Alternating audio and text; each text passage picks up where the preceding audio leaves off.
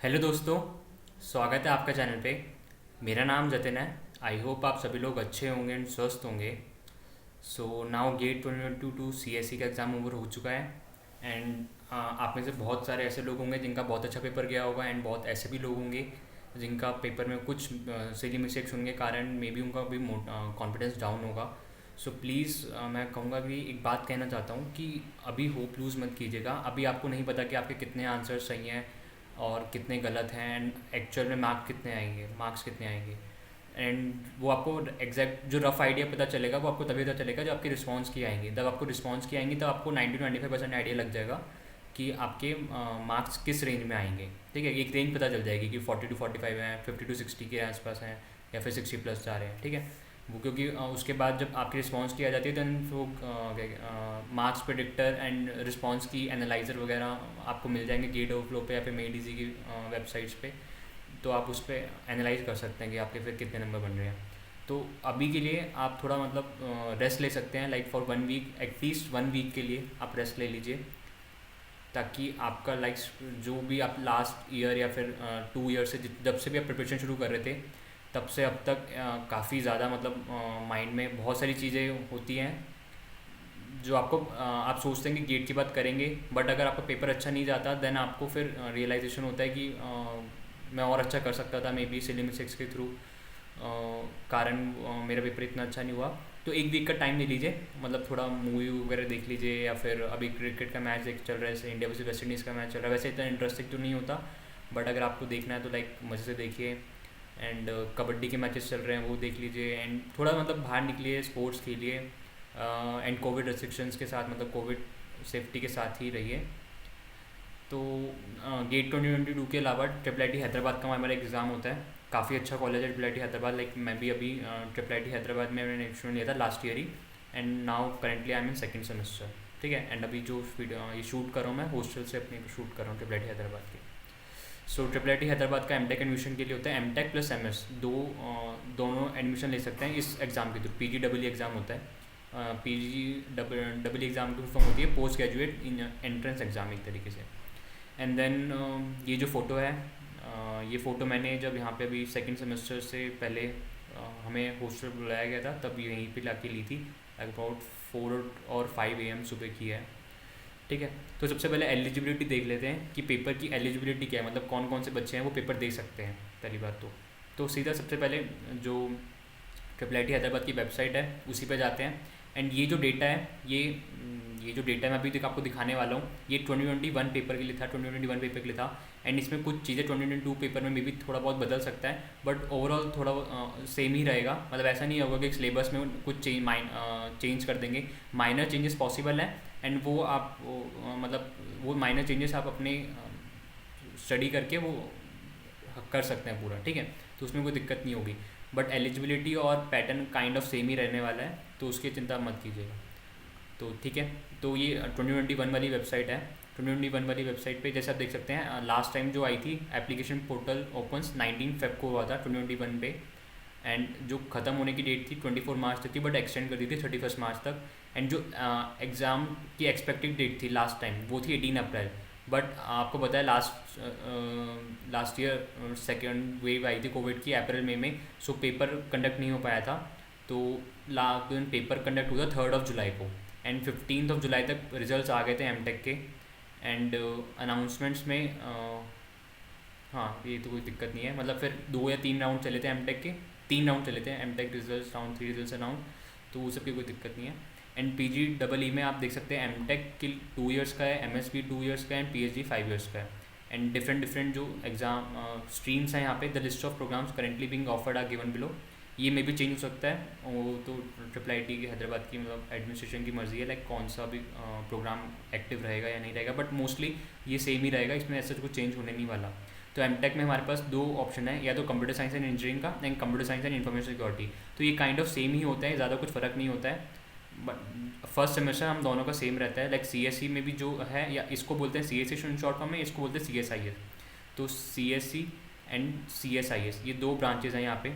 CSC के एक तरीके से ओवरव्यू देखेंगे एंड CSIS में मोस्टली इन्फॉर्मेशन सिक्योरिटी वाले थोड़े सब्जेक्ट्स ऐड ऑन हो जाते हैं, ठीक है। तो ऐसा कुछ होता है कि second semester, third semester, fourth semester में हमें कुछ सब्जेक्ट्स चूज़ करने पड़ते हैं, तो CSIS के पास सब्जेक्ट चूज़ करने की जो कैपेबिलिटी है वो थोड़ा कम हो जाती है। लाइक अगर आपको 4 सब्जेक्ट चूज़ करने हैं तो उसमें से 1 या 2 सब्जेक्ट आपका फिक्स रहेगा एंड बाकी 2 सब्जेक्ट आप चूज़ कर सकते हैं। एंड सेम और CSE में क्या फ्लेक्सिबिलिटी मिलती है कि आपको चारों के चारों सब्जेक्ट चूज़ करने की फ्लेक्सिबिलिटी मिलती है, मतलब आपको कोई ऐसा नहीं है कि आपको फिक्स सब्जेक्ट ही पढ़ना ही पड़ेगा। एंड फर्स्ट सेमेस्टर दोनों का कॉमन रहता है, फर्स्ट सेमेस्टर दोनों का कॉमन रहता है, तो ऐसा कुछ प्रॉब्लम्स नहीं आती। एंड प्लेसमेंट वाइज भी कुछ डिफ्रेंशिएट नहीं होता यहाँ पे, CS एंड CSIS मतलब सब साथ में ही रहते हैं, ऐसा कुछ डिफ्रेंशिएट फैक्टर नहीं आता। बस इनका यही होता है कि CSIS को कुछ कॉमन सब्जेक्ट्स पढ़ने पड़ते हैं एंड CSE को प्री डिफाइंड सब्जेक्ट्स पढ़ने पड़ते हैं जो उनके कोर्स में करिकुलम में है। एंड CSE के लिए लाइक खुली छूट है, उन्हें जो भी सब्जेक्ट चाहिए, जो भी कोर्स चाहिए सेकंड, थर्ड, फोर्थ सेम में वो ले सकते हैं अपनी मर्जी से, ठीक है। एंड हाँ, ये CSE एंड CSIS एंड दोनों के मिला के अप्रॉक्सीमेटली लाइक मेरी बेंच स्ट्रेंथ, मेरी 2021 में जो स्ट्रेंथ थी IIIT हैदराबाद एमटेक CSE में, CSE प्लस CSIS मिला के अप्रॉक्सीमेटली 120 to 125 स्टूडेंट्स थे, ठीक है। एंड इसमें मोस्टली CSE के थे, अप्रॉक्सीमेटली 90 के आसपास CSE के थे एंड 30 के आसपास CSIS के थे, ठीक है, ठीक है। तो ये तो हमारा CSE रिलेटेड हो गया। देन MS भी होता है CSE में, EC, civil, bio informatics and team building centre. आपको इंटरेस्ट हो तो आप उसमें आगे देख सकते हैं, लेकिन एक क्लिकेबल लिंक है, आप इस पर क्लिक करेंगे देन वो न्यू टैब खुल जाएगा and CSE MTech and CSE के बारे में पूरा डिटेल आ जाएगी, ये भी आप ज़रूर पढ़िएगा, ठीक है। एंड देन सबसे पहले देखते हैं एग्ज़ाम के बारे में, like for eligibility exam details click here. अब जैसे आप क्लिक हेयर करेंगे तो एलिजिबिलिटी वाला पेज खुल जाएगा। तो एलिजिबिलिटी वाले पेज में आप देख सकते हैं एमटेक प्रोग्राम में अगर आपको कंप्यूटर साइंस या फिर CSIS, लाइक दोनों सेम है, अभी पहले बता दिया है, तो अगर CSE या फिर CSIS में एडमिशन लेना है तो हमें एलिजिबिलिटी क्राइटेरिया क्या होना चाहिए, आपकी BTech कंप्लीट होनी चाहिए, BE, BTech, ME, MTech all branches अब can apply for this paper. And MSc भी, MSc अगर किसी स्टूडेंट्स ने करा है वो भी दे सकते हैं, MCA करा है वो भी दे सकते हैं, MA करा है अगर मैथ्स में वो भी दे सकते हैं।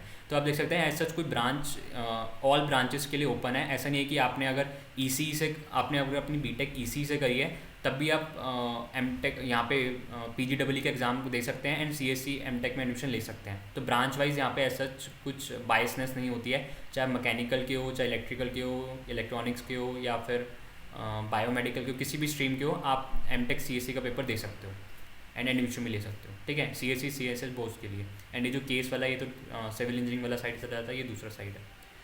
एंड थर्ड ईयर एलिजिबल नहीं है, फोर्थ ईयर जो मतलब जो आप अगर फाइनल ईयर में अपने होंगे तभी आप एलिजिबल हो, ठीक है। एंड वापस अपनी मेन साइट पे आ जाते हैं एंड यहीं पे आप नीचे जाएंगे तो यहाँ पे एप्लीकेशन फ़ीस दिखेगी 2000, ये में भी चेंज हो सकती है 2022 के लिए। And syllabus for the exams can be found है, जब इस पर क्लिक करेंगे तो ये सिलेबस वाला पोर्टल खुल जाएगा। देन सिलेबस वाली वेबसाइट पे आपको दिखेगा, एक मिनट जूम कर देता हूँ, कंप्यूटर बेस्ड एंट्रेंस टेस्ट होगा, ठीक है, कंप्यूटर बेस्ड एंट्रेंस टेस्ट होगा एंड जनरल एप्टीट्यूड, 2 सेक्शन होते हैं, इसको यहाँ साइड में ले लेते हैं।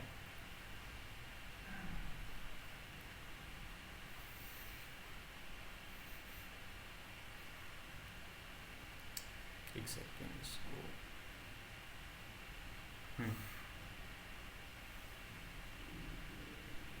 हाँ, हमारे कंप्यूटर साइंस में जो पेपर होता है 2 सेक्शन में डिवाइडेड होता है, general aptitude section, general aptitude paper and subject paper. Subject paper जो हमारा CSE रिलेटेड है वो उसमें वो सारे क्वेश्चन आएंगे एंड जनरल एप्टीट्यूड पेपर में क्या आएगा, this paper will emphasise on basic aptitude, logical reasoning and basic question on computers and mathematics. ये जो मैथमेटिक्स वाला पार्ट है, अगर मैं बताऊँ, मैथमेटिक्स जो हमने इंजीनियरिंग मैथमेटिक्स पढ़ी थी, लीनियर अलजेब्रा या फिर और प्रोबेबिलिटी एंड कैलकुलस, बेसिकली जब मैंने पेपर दिया था लास्ट ईयर तो इनमें से ही क्वेश्चन आए थे and most of the questions जो आए थे वो प्रोबेबिलिटी से आए थे या लीनियर अलजेब्रा से आए थे। और ऐसा कुछ नहीं आएगा कि डबल इंटीग्रेशन, ट्रिपल इंटीग्रेशन या फिर डिफरेंशिएशन ज़्यादा मुश्किल क्वेश्चन आ रहे हैं, ईजी आते हैं, मतलब you can solve it easily. And इस पेपर में, जनरल एप्टीट्यूड के पेपर में 50 क्वेश्चन होते हैं, 50 क्वेश्चन आते हैं एंड ऐसे अब जो मुझे याद है लाइक 3 से 4 क्वेश्चन ऐसे थे, 3 से 4 क्वेश्चन ऐसे थे जो कॉम्प्रीहेंशन बेस्ड क्वेश्चन थे, कॉम्प्रीहेंशन बेस्ड क्वेश्चन थे। एंड इन क्वेश्चंस पे क्या थे, हर एक क्वेश्चन के पास 3 से 4 पार्ट थे, like for each this question 4 parts थे। तो अगर आप इन कॉम्प्रिहेंशन वाले क्वेश्चन को सॉल्व कर लेंगे तो आपके मोस्ट ऑफ द क्वेश्चन जल्दी से जल्दी सॉल्व हो जाएंगे। आपको क्या है, मैक्सिमम से मैक्सिमम क्वेश्चन आपको सॉल्व करने हैं, ठीक है। तो अगर कॉम्प्रिहेंशन वाले क्वेश्चन आप पहले सॉल्व कर लेंगे तो चांसेस है कि आपके ज़्यादा मतलब एप्टीट्यूड में नंबर इंक्रीज़ होने के चांसेस सबसे ज़्यादा बढ़ जाएंगे, ठीक है। एंड सब्जेक्ट पेपर हमारा होता है 90 मिनट्स का। इसमें क्या होता है, CSE वाला जो हमारा कोर पेपर होता है वो पूछा जाता है। एंड CSE में हमारे 40 क्वेश्चंस आए थे, 40 questions plus 2 programming question, like program लिखने के लिए भी आए थे। एंड ये जो प्रोग्राम्स थे काफ़ी बेसिक लेवल के थे, लाइक सिंपली हमें C लैंग्वेज में लिखना था। वहाँ पे पूरा जैसे आप ऑनलाइन एडिटर्स में जाके लिखते हैं कोड, वैसे ही था एक तरीके से इंटरफेस, एंड C लैंग्वेज में लिखना था। एंड जो प्रोग्राम्स थे वो थे काफ़ी इजी थे। एक तो प्रोग्राम था कि एक इनपुट हमें दिया हुआ है, n हमें इनपुट दिया है, एंड हमें क्या प्रिंट करना है, 1 से लेके n तक प्राइम नंबर्स का काउंट प्रिंट करना है, प्राइम नंबर्स का काउंट प्रिंट करना है कि नंबर ऑफ प्राइम नंबर्स कितने होंगे बिटवीन 1 to n। तो कब देख सकते हैं काफ़ी इजी क्वेश्चन है, और ऐसा भी नहीं कि सबसे ऑप्टिमाइज अप्रोच लगाने की सी ऑफ SOE आप लगाने लग जाए, ऐसा भी नहीं। डायरेक्ट सिंपली अगर आप n² या फिर n log n में भी कब करेंगे तो ये मतलब काम चल जाता है हमारा, लाइक ऐसा टाइम लिमिट एक्सीडेड ऐसे एरर नहीं आएंगे, ठीक है। एंड सेकंड क्वेश्चन था एब्सोल्यूट नंबर निकालना, एब्सोल्यूट नंबर निकालना।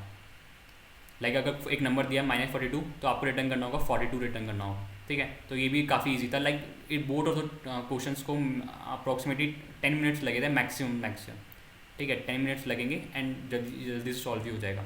एंड बाकी जो 40 क्वेश्चंस हैं वो 40 क्वेश्चंस रहेंगे आपके ये वाले सिलेबस पे, ये जो यहाँ पे लिखा हुआ है। सबसे पहले है डिस्क्रीट मैथमेटिक्स, ये काफ़ी इंपॉर्टेंट है। Then fundamental programming concepts, control flow graph, control flow हम जो कंपाइलर डिज़ाइन के अंदर पढ़ते हैं वो वाला कंट्रोल फ्लो, एक तरीके से कंट्रोल फ्लो ग्राफ दिया जा सकता है आपको, एंड देन आपसे उसमें क्वेश्चन पूछे जा सकते हैं, लाइक, ठीक है।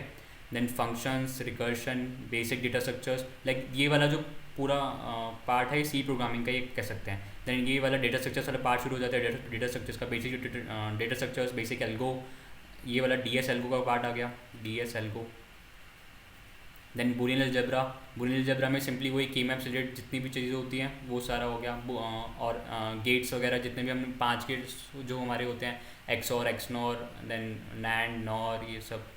Then digital building blocks, Karnaugh, K maps. Then COA computer organisation में जो मैंने देखा था सबसे इंपॉर्टेंट जो पूछा हुआ था, मेमोरी ऑर्गेनाइजेशन में काफ़ी क्वेश्चन थे, लाइक एटलीस्ट 2 से 3 क्वेश्चन थे 40 में से 2 से 3 क्वेश्चन मेमोरी ऑर्गेनाइजेशन पे थे, जो कैश के ऊपर था, डायरेक्ट कैश मैपिंग पे, सेट एसोसिएटिव कैश मैपिंग के। तो डायरेक्ट क्वेश्चन थे, मतलब ज़्यादा मुश्किल नहीं थे, एट मैक्सिमम 1 से 2 मिनट 1 मिनट लेने वाले क्वेश्चन थे, ठीक है। एंड देन नंबर सिस्टम में क्या पूछा गया था कि एक क्वेश्चन दिया होता एंड उसमें कन्वर्जन, शायद बेसिक कन्वर्जन थी, हेक्साडेसिमल टू डेसिमल या फिर हेक्साडेसिमल टू ऑक्टल, ये सब एक क्वेश्चन इस पे आया था।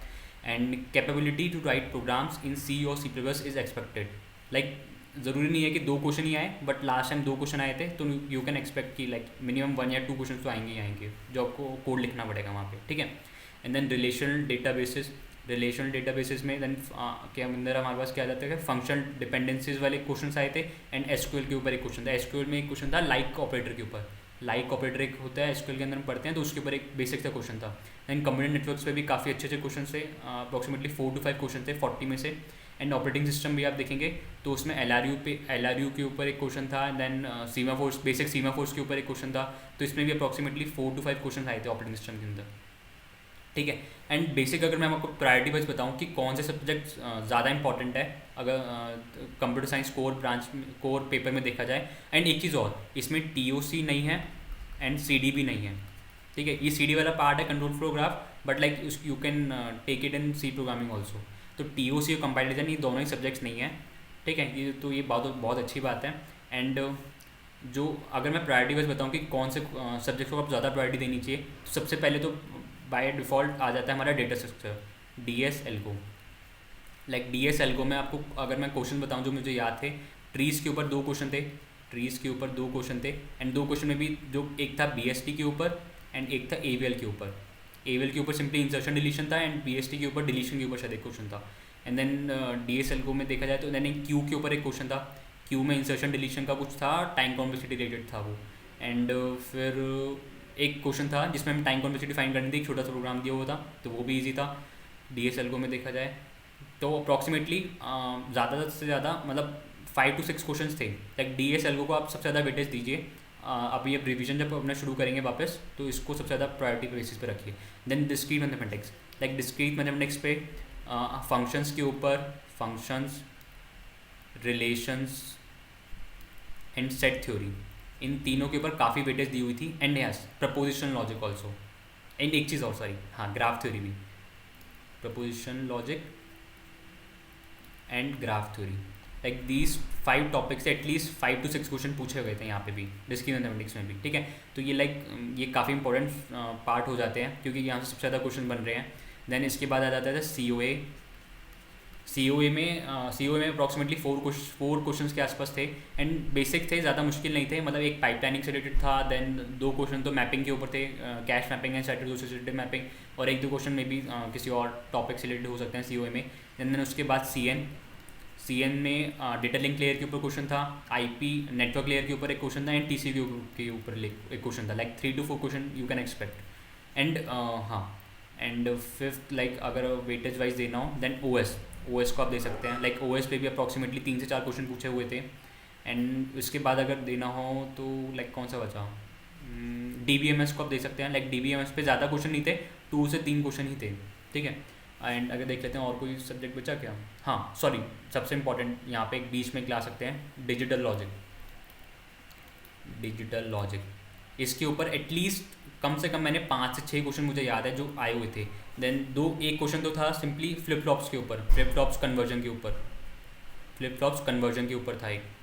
एंड एक था directly S R flip flop की इक्वेशन पूछ ली गई थी। लाइक अब यू कैन सी लाइक कितना इजी क्वेश्चन है। एस आर फ्लिप फ्लॉप की डायरेक्ट इक्वेशन पूछी है, एस और आर जो हमारे फ्लिप फ्लॉप होते हैं उसके अंदर सिंपली इक्वेशन पूछी हुई थी। 2 क्वेश्चन तो फ्लिप फ्लॉप से ही थे। एंड एक क्वेश्चन था S O P to P O S ऐसे कन्वर्जन का था। एंड एक क्वेश्चन था डेसिमल नंबर सिस्टम में कन्वर्जन का था, वो भी डिजिटल लॉजिक के अंदर आप रख सकते हैं। प्लस हाँ, एक क्वेश्चन था मल्टीप्लेक्सर का। मल्टीप्लेक्सर को एक एक्सप्रेशन दिया था, आपको उसको मल्टीप्लेक्सर से इम्प्लीमेंट करना था। एंड एक और क्वेश्चन था, हाँ क्या था, एक एक्सप्रेशन दिया था like suppose A B plus C, and इससे पूछा गया था नॉर गेट, कितने नॉर गेट्स हमें चाहिए कि अगर इस ए बी प्लस सी को इम्प्लीमेंट करना है। तो ये क्वेश्चन तो काइंड ऑफ गेट्स इन्होंने कॉपी करा हुआ था।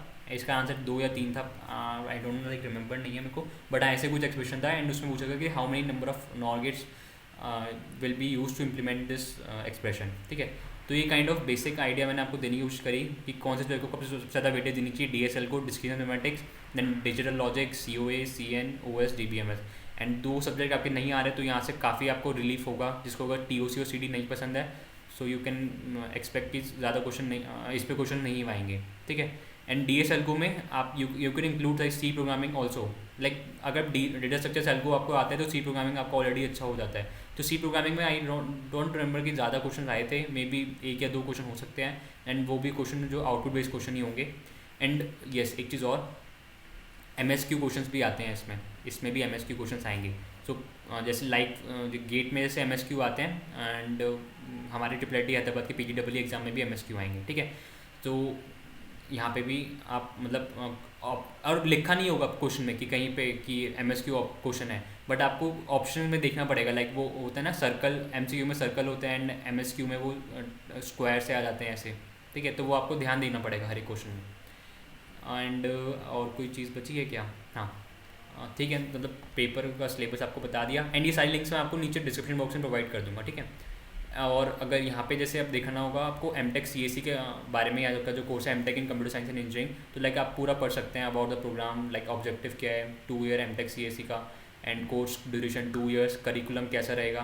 लाइक ये करिकुलम जो ये मे बी चेंज हो सकता है, मे बी इस साल जो एडमिशन ले उनके लिए चेंज हो सकता है, क्योंकि यहाँ पे हर ईयर वाइज सिलेबस जो है वो चेंज होता रहता है, लाइक अपग्रेड होता रहता है। कुछ अगर इन्हें लगता है कि एक्स्ट्रा और पढ़ाना चाहिए या फिर कुछ जो है अब ऑब्सोलीट हो गया है, तो they remove and add this subjects वगैरह, कोर्सेज वगैरह।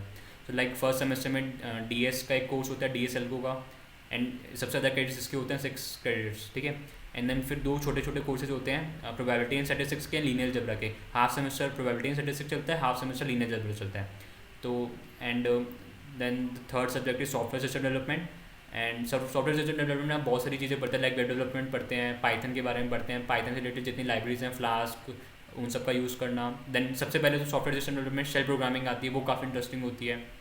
And advance operating system, like this is one of the toughest one, जिसमें बहुत सारे असाइनमेंट्स प्लस प्रोजेक्ट्स से आपको बहुत नया कुछ सीखने को मिलेगा। So you can see like यहाँ पे आप पूरा देख सकते हैं। मैं सारी ये तो 1 2 3 4 5 ये 5 लिंक्स आपको नीचे प्रोवाइड कर दूंगा, ठीक है। तो क्रेडिट रिक्वायरमेंट्स, आपकी टोटल क्रेडिट्स होते हैं हमारे एमटेक के 66, एंड फर्स्ट सेमेस्टर में टोटल 18 क्रेडिट्स आ जाते हैं हमारे, ठीक है। और क्रेडिट रिक्वायरमेंट्स आपको ये सब पढ़ना है तो आप पढ़ सकते हैं, लाइक कौन कौन से कोर्सेज हैं। यहाँ पे जो कोर्सेज दिए हैं इनके अलावा भी और भी बहुत सारे कोर्सेज जो होते हैं जो आप चूज़ कर सकते हैं, बट यहाँ पे पूरी लिस्ट नहीं दी हुई है। जब आप एडमिशन लेंगे तो आपको वो पता चल जाएगा। एंड हाँ, सबसे इंपॉर्टेंट क्या है, ट्रिपल आईटी हैदराबाद का प्लेसमेंट कैसा है। So you can see like ये ट्रिपल आईटी हैदराबाद का 2020-2021 का है, लाइक प्रीवियस ईयर का है। रिसेंट ईयर का जो भी अभी दिसंबर में प्लेसमेंट हुई है उसका डेटा भी अभी विद इन अ मंथ या फिर 2 मंथ्स में आ जाएगा डेटा। तो आप देख सकते हैं लाइक एमटेक का जो था CSE में 90 स्टूडेंट्स ने रजिस्टर करा था, 90 के 95 प्लेस हो गए थे। Highest package was 45 and average was 23 and smallest like lowest package was 8 and 100% placement था। And for CSIS also like CSIS में 10 स्टूडेंट्स ने रजिस्टर करा, मे बी बाकी स्टूडेंट्स को PB ऑलरेडी मिल गया था इंटर्नशिप के थ्रू, तो उन्होंने अप्लाई नहीं करा। देन 45 LPA हाईएस्ट था, then 25 is average and 8 is minimum. And अगर मैं 2021 के बताऊँ जो अभी जस्ट कंडक्ट हुए हैं दिसंबर में, तो उसके एज एक्सपेक्टेड दिसंबर के जो एक्सपेक्टेड थे अप्रॉक्सीमेटली 17 to 64 रेंज में थे, 17 to 64 के रेंज में थे, 17 LPA to 64 LPA, like lowest was 17 and 64 highest था। एंड एवरेज जो गया था अराउंड 28 के आसपास गया था। तो लाइक ये अब वेबसाइट पे अपडेट हो जाएगा धीरे धीरे, ठीक है। तो प्लेसमेंट्स की आपको चिंता नहीं करनी है, बट यहाँ पे आकर आपको सबसे इंपॉर्टेंट क्या है, आपको पढ़ना पड़ेगा। Like it is not like normal BTech college कि आप असाइनमेंट्स कंप्लीट करके ईजिली असाइनमेंट्स कंप्लीट नहीं होते। लाइक जो भी असाइनमेंट्स आते हैं सारे थ्योरेटिकल तो एक भी नहीं होगा, थ्योरेटिकल असाइनमेंट्स तो एक भी नहीं आएंगे। लाइक ऑल असाइनमेंट्स होंगे कोड बेस्ड होंगे। एंड जब आप अपना असाइनमेंट सबमिट करेंगे वो प्लेगरिज्म के थ्रू चेक होगा, एंड अगर प्लेगरिज्म के थ्रू चेक होगा, देन अगर प्लैग पकड़ा गया देन आपको फिर मैनुअल इवैल्यूएशन के लिए बुलाया जाएगा। पूछा जाएगा कि आपने सच में प्लैग जानबूझ के करा है या फिर गलती से आ गया। एंड अगर पता चल गया कि लाइक कि जानबूझ के करा है आपने, मतलब डायरेक्टली कोड कॉपी पेस्ट करते हैं इंटरनेट से, देन आपको F ग्रेड मिल जाता है डायरेक्टली। F ग्रेड मतलब आप कह सकते हैं 0 मार्क्स एक तरीके से पूरे असाइनमेंट्स में, ठीक है। सो मतलब एक ईजी नहीं है ट्रिपल आईटी हैदराबाद में लाइफ, बट अगर आप यहाँ पे पेपर निकाल के आ रहे हैं तो मतलब you can tackle it easily तो नहीं बोलूँगा, बट यहाँ पे आके आपको इन्वायरमेंट ऐसा मिलेगा कि सारे यही बच्चे पढ़ रहे होंगे। So like you can do it. And हाँ, सब एक और चीज़, ट्रिपल आईटी हैदराबाद के जो एडमिशन्स होते हैं, जो PGEE का एग्ज़ाम होगा, इस PGEE एग्ज़ाम के बाद प्लस इंटरव्यू भी होता है। इंटरव्यू के लिए एक और वीडियो बना लेंगे। तो ये 2 चीज़ें जब आपकी करेक्ट बैठेंगी, मतलब इन दोनों चीज़ों में आप जब पास होंगे तभी आपको एडमिशन मिलेगा, ठीक है। तो PGEE का ये जो 2 सेक्शन का एग्ज़ाम है, ये अगर हमारा क्लियर होगा, ये जैसे क्लियर हो जाएगा देन आपको इंटरव्यू के लिए फिर कॉल आएगा।